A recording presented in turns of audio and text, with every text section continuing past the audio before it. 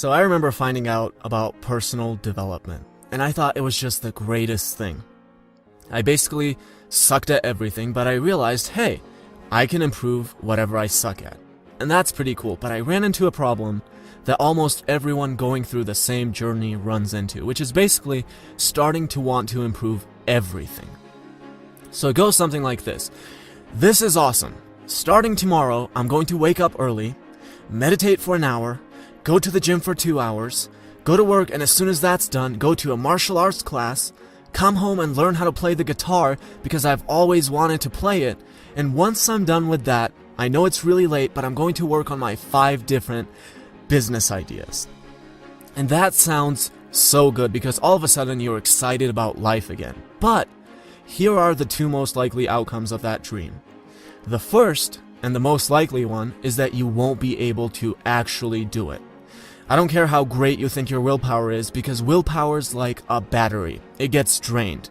So when you start your day off trying to be the Dalai Lama, and then Ronnie Coleman, and then Anderson Silva, and then Jimi Hendrix, and finally at midnight you want to be Mark Zuckerberg, you won't be able to get to the Silva, Hendrix, and Zuckerberg point. If you even make it that far, because the battery is empty by then.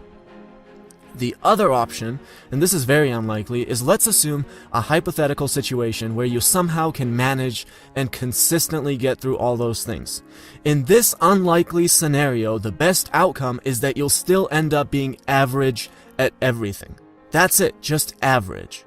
So we're talking about success here in terms of how it's usually defined. We think of the Dalai Lama as a success at what he does. We think of Ronnie Coleman as a success at what he does. Same thing with Anderson Silva and Jimi Hendrix and Mark Zuckerberg. Now, if you look at all those people, what do they have in common? You don't see Mark Zuckerberg busting through his shirt. Why? Because if he dedicated his daily hours and focus to his workouts, he just wouldn't be Mark Zuckerberg. Same thing with Ronnie Coleman. If he's going to be up on the stage in 6 months, he's focusing on one thing, and that's his physique. He's not playing the violin while building awesome business websites.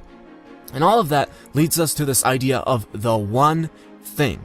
Every person who we view as successful has the one thing that they focus on. If it's Mozart, it's the piano. It's not the piano plus hitting the gym and shooting a basketball for hours. If it's LeBron James, it's basketball. It's not basketball plus playing the piano and trying to compose for hours. Now, let me make this clear that I'm not here to define success for you. Your definition of success might be different than what's commonly accepted. Maybe for you, Mozart and LeBron James aren't successful. Maybe you like the idea of being okay at everything and having a more balanced lifestyle. And that's fine. I'm not here to tell you what you should do or how you should think. But if you're asking about how to be successful, and success is defined for you by someone like Mozart in music or LeBron James in basketball, you do have to realize that there's almost no balance with that kind of success. There just isn't. What do I want? And it wasn't an easy choice. On one hand, I could pick a very balanced lifestyle. Wake up and dedicate my time to whatever I want, like the gym every day, the piano every day, cooking awesome meals every day, thinking about and exploring all the different business ideas that come to my head every day, and 100 other things that I'm slightly interested in. Or just focus on the one thing, which is read as much as I can and then share those ideas. And that's what I ended up picking. So my one thing literally consists of just reading and researching all day, and my one thing at night is spending quality time with my girlfriend. That's it.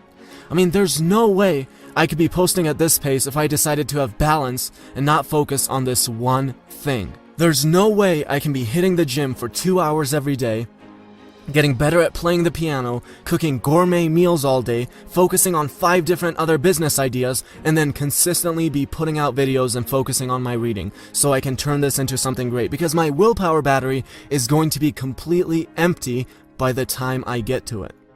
So ask yourself, what is your one thing? Are you a Zuckerberg who's trying to also look like a bodybuilder? And also ask yourself, what do you want? What do you want? That is the most important question here. When I'm trying to explain a book, I like to use real-life examples of how something would be done. but I think I make it come across like I accept and fully implement 100% of every book I read, which I guarantee you has never happened with any book, no matter how great. And I also sometimes phrase things in a way that implies that you should do something, which isn't my intention either. I genuinely don't care about what you do. I don't go to sleep at night worrying about whether people are unconscious in front of the TV at home or doing something proactive. So if you want to have a balanced life, I'm not here to tell you that you need to be a success at something. And I'm not here to tell you how you should think of success either. But if you want to know how to be a success and you define success like it's usually defined, then I'm here to explain it. The only way you're going to get there is by understanding what your one thing is and then completely focusing on that. I wish there was a way to have a perfectly balanced, harmonious life and also do extraordinary things, but there isn't. I've tried it so many times and have failed so many times. Mozart didn't achieve extraordinary success in music because he had a balanced life.